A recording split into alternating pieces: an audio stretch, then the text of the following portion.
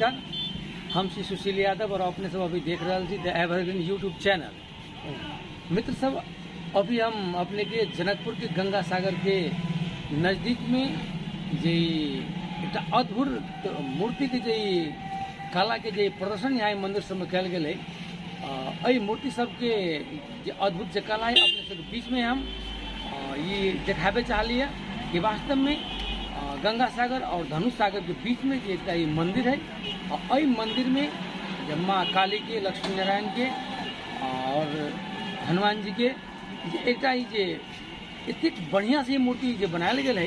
अपने सब यदि जनकपुर कभी भी आओ तो हम अपने सबका अनुरोध कर दी कि अई मूर्ति के आगे अपने से देखो कि वास्तव में ये कला है, ये कलाकार के हम अपना हृदय से और दिल से धन्यवाद देवे चाहिए।